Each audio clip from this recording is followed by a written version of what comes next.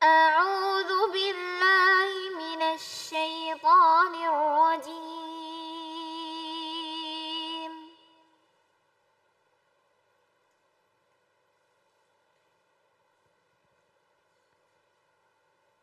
بسم الله الرحمن الرحيم.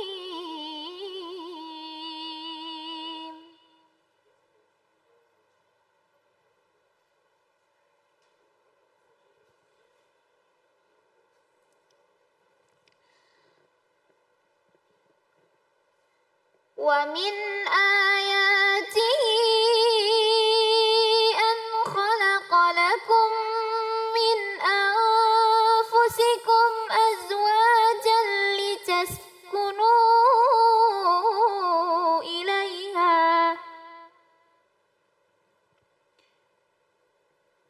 وجعل بينكم مودة ورحمة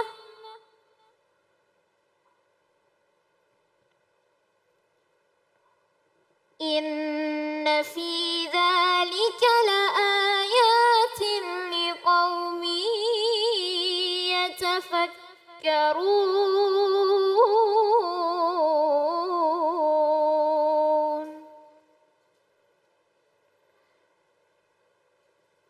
صدق الله العظيم.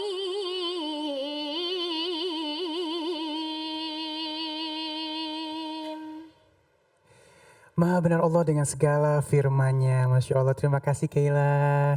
Assalamualaikum Kayla, sehat? Waalaikumsalam, alhamdulillah sehat. Alhamdulillah sehat. Terima kasih udah meluangin waktunya kemari ya. Dan baik jamaah yang dimuliakan Allah Subhanahu wa taala, kita akan membahas tema kita nih, Papa nggak bawa uang, Mama tetap sayang. Masya Allah ya, harus gitu dong ya. Bersama guru kita Ustaz Zaki Mirza. Assalamualaikum guru. Waalaikumsalam warahmatullahi wabarakatuh. Kagok kayak ginian ya. Abbas nyangsang guru. Tadi judulnya apa Bang Ali? Nah, Papa nggak bawa uang, Mama tetap sayang. Bang Ali banget. Iya Allah. Dulu kan ada jargon tuh. Papa pulang nggak bawa usah ditendang gitu kan Iya. kalimatnya kan. Kalau nggak bawa uang, Ada uang disayang, ada uang ditendang. tendang. Itu jargon memang aduh. Betul. Nah ini kita ganti, ini kita perbaiki, mudah-mudahan tema kita ini bisa mengubah image sehingga akhirnya ada apa ya, ada konteks ibadah di dalamnya. Betul Bang Ali. Baik silakan guru. Baik. Bismillahirrahmanirrahim. Assalamualaikum warahmatullahi wabarakatuh. Waalaikumsalam warahmatullahi wabarakatuh. Alhamdulillah, assalatu wassalamu ala rasulillah, la hawla wa la quwwata illa billah, subhanaka la ilma lana illa ma'allamtana, innaka antal alimul hakim. Pemirsa Cahaya Hati Indonesia iNews dimanapun Anda berada, sahabat saya, abang saya, Bang Ali, mudah-mudahan sehat walafiat, berkah dunia akhirat. Ada qoriah cilik kita Kayla juga mudah-mudahan sehat terus walafiat. Seperti ayat yang sudah dikumandangkan begitu indah oleh adinda kita Kayla, surat Ar-Rum ayat 21, bagaimana Allah mengajak kita semua untuk melihat tanda-tanda kebesarannya. Di antara sekian banyak tanda-tanda kebesarannya adalah ketika Allah mempersatukan dalam satu jenis makhluk yang sama tapi punya karakter yang saling berbeda.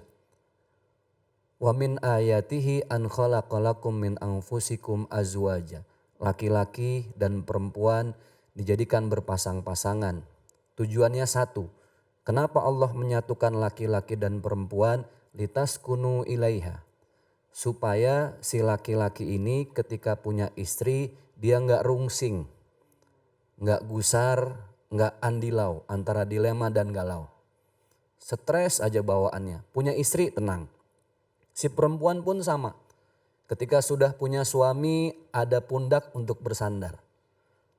Dan orang berumah tangga itu ketika terjadi akad nikah, di prosesi akad nikah itu Allah menitipkan dua kado terindah melalui malaikat yang hadir ketika prosesi akad nikah. Cuman manusia gak sadar.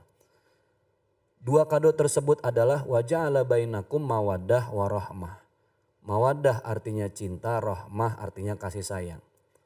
Cinta tidak selamanya. Cinta itu yang dilihat bisa jadi hanya fisik saja, uang saja, jabatan saja. Kalau ini sudah habis, maka yang berperan dalam rumah tangga di pasangan tersebut bukan lagi cinta, tapi rahmah, kasih sayang. Tolak ukurnya tidak lagi harta, tolak ukurnya tidak lagi jabatan. Tolak ukurnya adalah bagaimana menciptakan bahtera rumah tangga tenang, sejuk, damai yang membawa pasangan tersebut menuju bahagia dunia akhirat. Jadi ternyata ada tolak ukur. Maka judul kita kali ini pemirsa cakep banget, mantul banget. Betapa banyak perempuan yang mau dinikahi di zaman sekarang, konteks milenial, dinikahi oleh laki-laki hanya karena hartanya. Padahal kan jelas Rasulullah itu ketika memerintahkan kita mencari jodoh karena nikah itu adalah menyempurnakan separuh iman, kan syaratnya 4 ya. Lihat hartanya 5 liha. Kemudian lijamaliha, lihat cantiknya boleh. Kemudian lihat lagi keturunannya linasabiha, tapi bukan ukuran. Yang paling penting itu adalah lidiniha, potensi untuk terus berbuat baik. Makanya subhanallah, inilah kerennya Islam itu betapa indah ayat-ayat suci Al-Quran yang dirangkai oleh Allah Subhanahu wa Ta'ala begitu indah. Karena ternyata laki-laki dengan perempuan itu nggak sama Bang Ali. Contoh, dalam urusan kata-kata saja, perempuan kenapa cerewet? Karena secara teori ilmu psikologi, perempuan itu, ini kesepakatan dunia loh, para dokter. Jadi bukan main-main. Perempuan itu kenapa cerewet? Karena sehari semalam 24 jam wanita itu mampu mengeluarkan 20.000 kata-kata. Perempuan 20.000 kata-kata. Laki-laki cuma 7.000 kata. Jadi hampir 13.000 perbedaan. Wajar. Dari mulai bangun tidur pasti bini udah bawel. Belum lagi masak juga, ngomong juga, ngomelin anak juga. Malam jangan kata belum tidur. Matanya merem aja ngigonya masih bawel. Itu perempuan.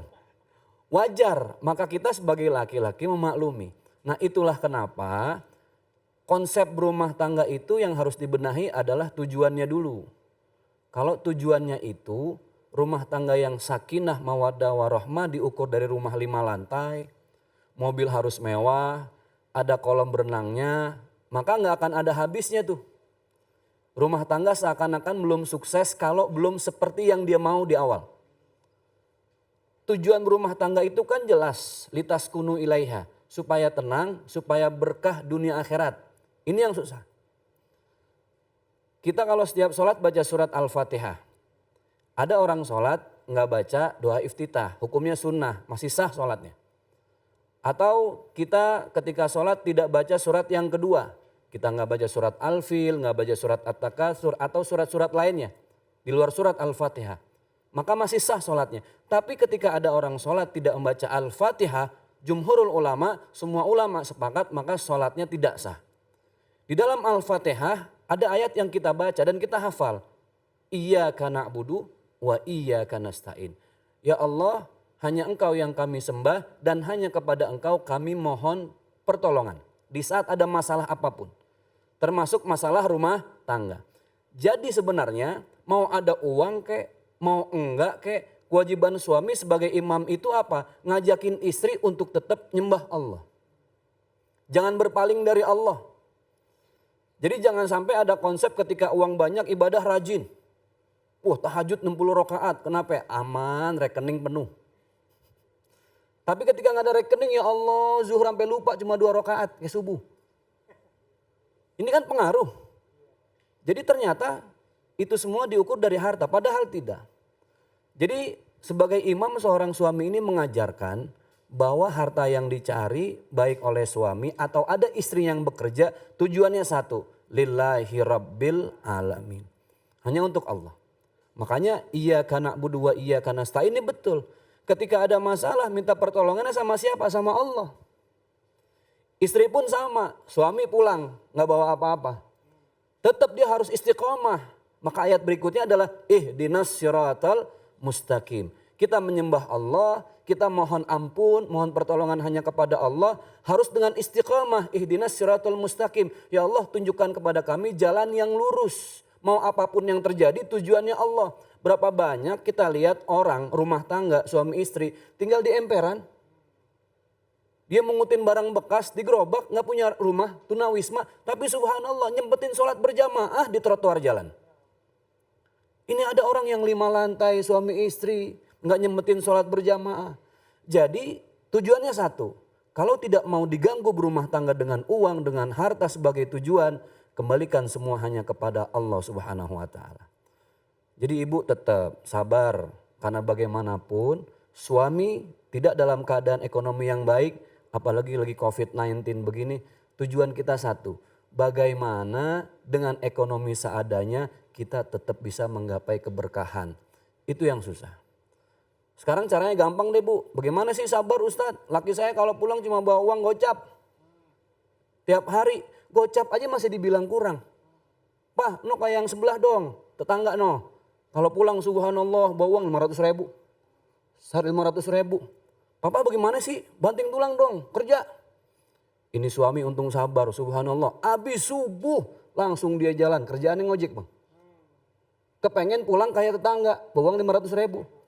Pulang-pulang alhamdulillah digebrak itu depan bininya. Ini alhamdulillah saya ngojek dapat 12 juta.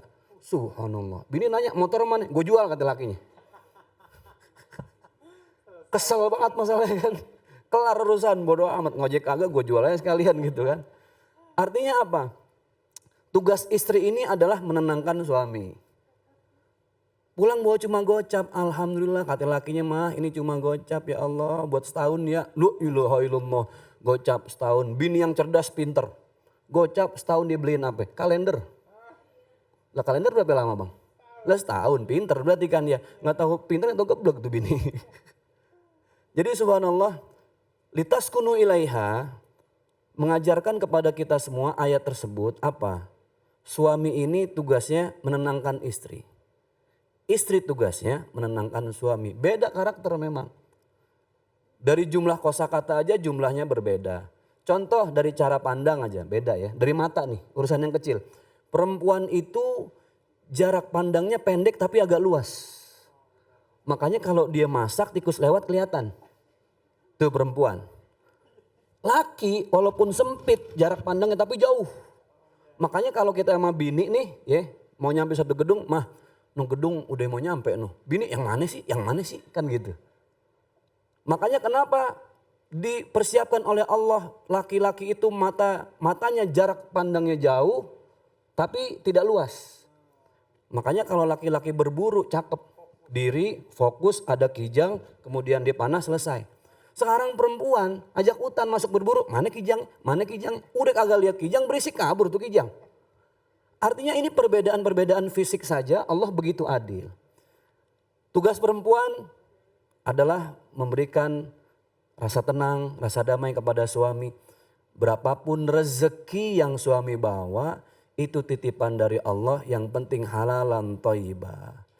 Jangan sampai jumlahnya banyak, miliaran tapi ngembat hak orang lain. Na'udzubillahimin. Ada teman SD saya cuma dagang somai. Tapi waktu saya ke rumahnya subhanallah kok adem gitu ya. Pernah juga saya ke rumah temen rumahnya berlantai-lantai. Tapi kok kenapa engap kayaknya gitu ya. Ada satu hal yang beda. Di rumah teman saya tukang somai subhanallah. Istrinya pulang ngajar ngaji, anak-anaknya pulang cium tangan. Bulak-balik, adem ngelihatnya. Yang di rumah 5 lantai pulang cuek aja kagak negor pisan. Artinya apa? Ketenangan itu dibentuk ketika hidup kita landaskan hanya untuk Allah Subhanahu wa Ta'ala. Jadi tetap para istri walaupun papa pulang tanpa uang tetap harus sayang. Kenapa seperti itu? Karena disitulah bagaimana suami mencari berkah dan seorang istri mencari berkah dan ridho dari seorang suami. Masya Allah. Itu Bang Ali. Ya mudah-mudahan apa yang saya sampaikan ini bisa jadi nasihat kita semua khususnya buat diri saya sendiri. Amin ya Allah. Untung masih pulang kalau enggak. Repot urusan. Repot dong ya. Masya Allah ya Jah, inilah pentingnya bahtera rumah tangga. Saling mengayu sama-sama, saling sayang, saling cinta. Ada job desk masing-masing ya.